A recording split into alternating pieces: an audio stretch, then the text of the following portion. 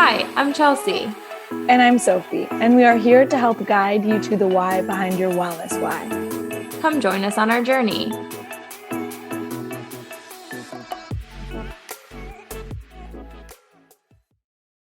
Happy Friday. It's Friday. We'll mention that first. It is Friday. Woo! It's Friday. Let's dive right in. So the past few podcasts, we have talked a lot about healthcare providers, doctors, dietitians, physical therapists, personal trainers, so on and so forth. And we thought it might be helpful to talk about where to get your advice. So majority of this, we're going to talk about nutrition because I get very frequently, especially with new clients who maybe have never worked with a dietitian, asking me the question, what's the difference between a dietitian and a nutritionist?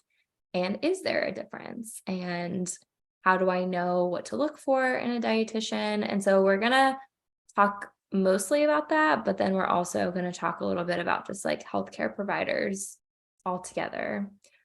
So, Sophie, are there any specific questions you want me to answer right off the bat? No, I think you should start with the difference between the two. Okay.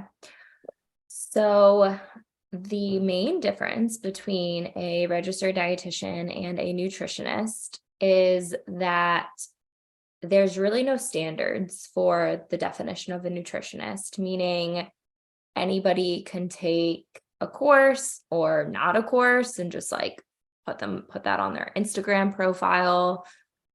There's really no, I don't really know the other word. I guess I keep saying standard, but there's really no like protocol or guideline of what defines somebody as a nutritionist. And so I think that just makes that area a little bit more gray. I never want to say that all nutritionists aren't, what's the word I'm trying to think of? Qualified. Yes. Sorry. I don't have words today, I guess.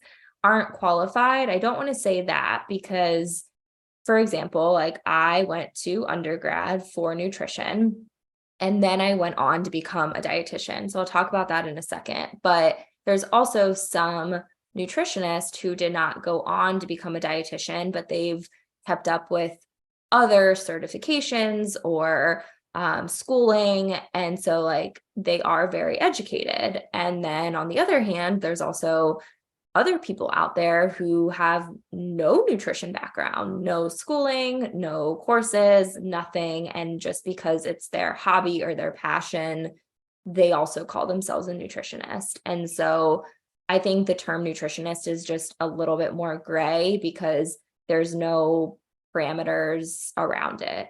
Versus with a registered dietitian, to become a registered dietitian, you have to go to school for nutrition or dietetics, and then you have to go to further school, whether that be a grad school program and or a dietetic internship, and get so many hours in. And it's kind of a combination of coursework along with training like in the field, so shadowing dietitians, working underneath dietitians in all different areas, so like clinical, culinary, schooling, private practice, there's all of this stuff for it. And so once you finish that, you then have to take an exam and pass that exam to become registered. So that's what a registered dietitian is.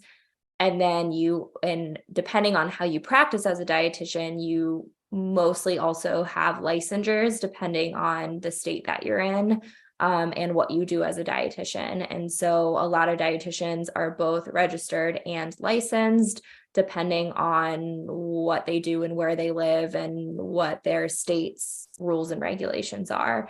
What I love about the main difference between a dietitian and a nutritionist is, although, yes, dietitians have a lot of schooling, we also have to keep up with all of it. So we have, very similar to you as a personal trainer, we have to do different courses and different work to stay on top of all of the new data and research, because obviously, as we know, in the world of health, there's always new things coming out. There's always new research. And so although, yes, we did have to do all this schooling, it's not like I passed this exam X amount of years ago and like I've never had to keep up with anything. To keep my registration and my licensure, I have to, why am I blanking on the term? You have to get, I have to get, yeah, that's the word. I have to get continuing education. So yes, that's the main difference between the two. So you had to change your licenses probably when you moved. Yeah, so I actually have multiple state licensures, which I guess I should have prefaced as well, because I work with individuals in multiple states. And so, for example, like when I started out as a dietitian, I was a clinical dietitian in South Carolina. So I only held a South Carolina license because I worked in a hospital in South Carolina. And with what I did, I just needed the licensure there. And then when I moved to Illinois, that switched. And then I moved again to North Carolina and that switched. So yes, some states, depending on what you're doing, don't require licensure. Licensure is mostly important for what's called medical nutrition therapy. And essentially what that is, that's without getting like too much into detail. It's when you're pulling medical stuff into it and you're getting into like the data and the specifics and all of that type of stuff. So if someone has diabetes or hypertension, I mean, there's like a million things that can be qualified as medical nutrition therapy, but that's a brief, simple example of that. So Chelsea, are all dietitians created equal? Oh, I love this question. No, absolutely not, which I think that's what makes it challenging, but that's also what makes it really unique and cool. I will still never forget the story. In college, that was one of the things that I loved about studying dietetics was the opportunities just seemed endless in the field of dietetics. You have dietitians who work in hospital settings, you have dietitians who work for food companies, you have dietitians in schools helping with like school menus and lunches. You have dietitians that work for the government, you have dietitians in health clubs, you have dietitians in corporate wellness. And when I was in school, the story that I was starting to say is that we had a speaker come to us, and I think I was like a freshman or a sophomore, like brand new into nutrition and dietetics. And she was a dietitian for dog food. And that was like one thing that I was like, now that I'm a dietitian, like I know multiple dietitians in that field, but at the time I was like, wow, like so many people think of dietitians just for weight loss. Like even some clients now, I had a client recently that was like, my friend doesn't understand why I'm seeing a dietitian because she doesn't think I need to lose weight.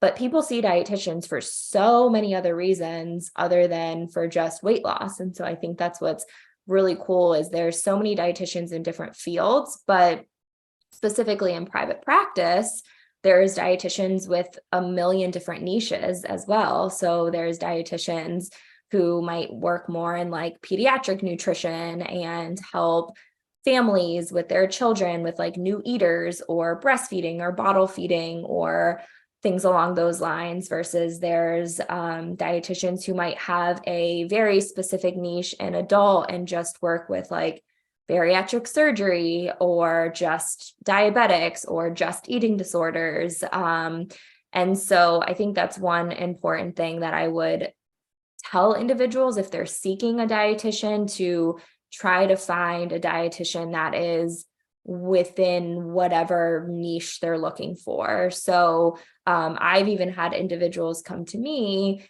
thinking that all dietitians are created equal, which that's totally okay. A lot of people aren't educated on that, and that's 100% okay. It's not like common knowledge out there, but they'll come to me with like a nutrition question or saying like, hey, are you taking new clients? This is what I'm trying to do. And I will refer out because it's not in my scope of practice, or It's not a condition or an area that I'm comfortable working with. A lot of dietitians are very well-rounded and they might have nutrition, like a little bit of nutrition knowledge in a lot of different areas, but that does not mean they're an expert in every area. And so there's been a lot of times with my clients that they'll ask me a question and it's something that I'm not familiar with, and I won't lie to them. I mean, our last podcast was all about people lying to us. So like, why would I try to lie to people about things that I don't know? And so, I have to be really open and honest and just say, like, that's not an area I'm familiar with. Let me try to see if I can connect you with someone who might be a better fit for that, or let me see if there's any research on that, because not every dietitian knows every single thing in every single area and is an expert on everything, just like any other health provider too. Yeah, that would be absolutely impossible. Yeah. And just like we talked about last time, which I think this is where it kind of gets into the like other areas of healthcare too, is it goes back into safety. So if you're working with a dietitian or a healthcare provider that isn't knowledgeable or maybe isn't well educated in a specific area, but they're trying to help you, it can also be unsafe for you. And I think that's so not only talking about dietitians and nutritionists, but I know we also wanted to throw in, because it's so big right now, is taking advice from people online. And it's very common to have people be online coaches, online nutrition experts. Like I see that a lot. This also goes for personal training. There's actually a woman in the state of Texas that's being sued by the state of Texas. I don't know if she was a personal trainer. Her name is like Brittany something. One of my clients was telling me. And she's being sued because she told everyone she was giving them a personalized program and wasn't.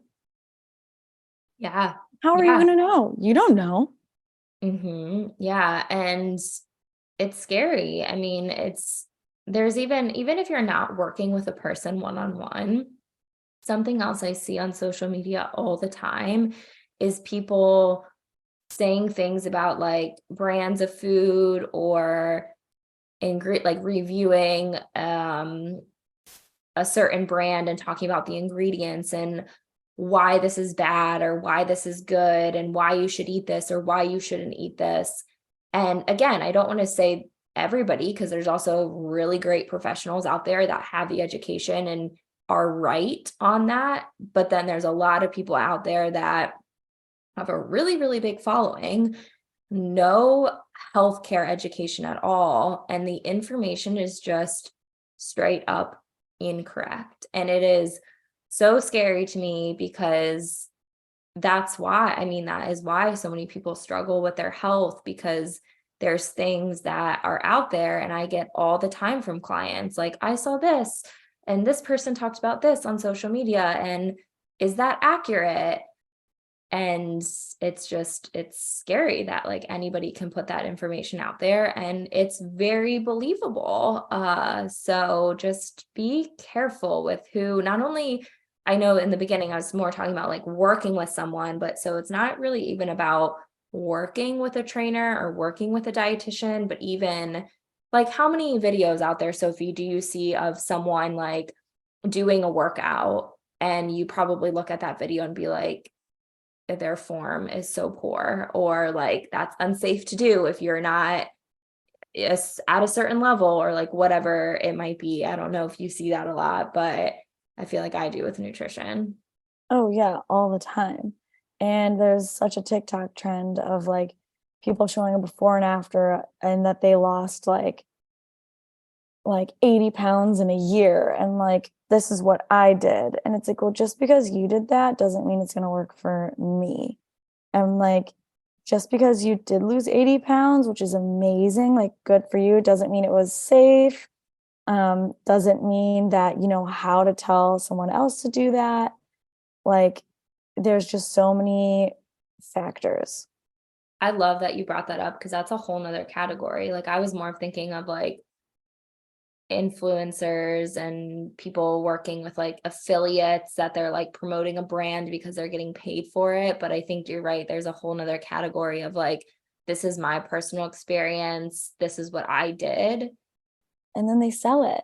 And then they sell it. Exactly. And it just might not be right for you. And I think all of that comes down to the tone, because I do think some of those videos can be encouraging to people that might be struggling with something of like, oh, this is really cool to see their journey. But I think it's always the tone of the video. Like I really like the videos.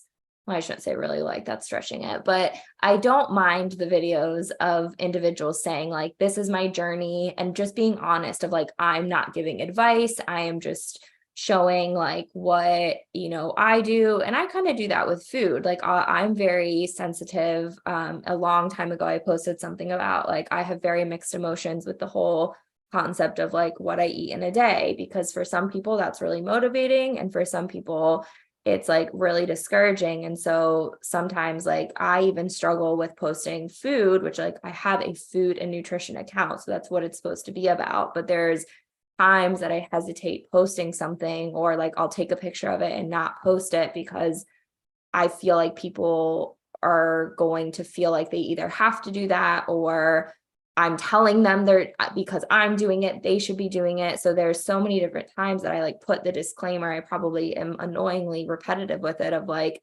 disclaimer, just because of what I'm eating, I'm not telling you what you need to be eating. I totally agree with you. And I don't think that these influencers and other people online say that enough. Like, this is how I lost my 80 pounds. It's not to say it's going to make you lose 80 pounds or help you lose any weight, period. Mm-hmm. Yeah. Yeah. The last thing I'll say from a social media, I didn't really want this to turn into a social media thing, but I do think that's where a lot of people get a lot of their information these days. So I do think it's good to point out, specifically when we're talking about brands, a lot of times, especially if someone, an influencer specifically, is like working with an agency or something along those lines, like the agency, not always, because a lot of times people do reach out to brands themselves, and like I'm not an influencer, so I'm not saying this for every single person, but if someone is working with an agency, that agency might be setting them up with that brand. And so, especially when we're talking about like food and nutrition and exercise, like someone might be promoting something because they're getting paid for it. And I think we all know that, like, we know that they're getting paid for it and we know that's why they're promoting it, but like, it could be a product they've never even heard of or never even used. And then they're promoting it and it's so not genuine. It's so scary, again, like really scary, because they could be talking about this product and like, they have no idea the side effects or if it's even actually safe or good. I mean, that's a whole nother thing. Like with food specifically, like it drives me crazy when people are like, oh, like this is my favorite product, it tastes so good, it's my favorite, and like they've never even tried it before. And then I don't know, it's wild to me. Most influencers do have agents, and you're correct, they'll use the product for like a week or two or not even, and just advertise it. Yeah. And there's fake weights out there, people. Some of these people are acting like they're squatting and deadlifting a lot, and they're not. Yeah, you told me about that, and that was something I like did not even ever think about. Like, don't Which, even like, get me again, started. why? I don't know. We talked about that last time. I mean, with the whole like, you're only harming yourself with not telling the truth. And I think it's the same thing with this topic from the other end. Like, we are talking more from like the client and patient side, but from like the professional side, whether you're a dietitian, a personal trainer, an influencer, whatever you are, if you have a role on social media, like what is the point of lying to your audience? Yeah. I mean, to seem cool. And then just wait till your audience sees you in person, lifting not a lot of weight. Could you imagine? Like, what do you think? Like, what? No, I don't. It's for the likes and views, Chelsea. But like, how? I don't know. I feel like I'm so sensitive in that area of like, I couldn't imagine putting on such a show on social media that then like my real life friends see me and are like, that's not you. You know Yeah, what I mean? totally. Yeah. Like obviously I understand not everybody's lives. Like there's plenty of time. I mean, everybody does not show their whole life on social media. So I'm not saying that. But it's more of like putting up such the lie that then like what do you think all of your if you went into hi-fi and couldn't lift the weights that you were lifting on your social media, what do you think? Oh, all the trainers would shit on me. Yeah. So I always wonder what goes through those people's heads. But Yeah. anyways, basically the whole point of this is just like be careful. Talk to people you trust. If you don't know who to trust or need a referral or something, again, we're not experts in everything, but we can maybe connect you with someone who is an expert in that area, potentially, depending on what it is. So don't hesitate to reach out. Yes. Thanks for tuning in. Bye.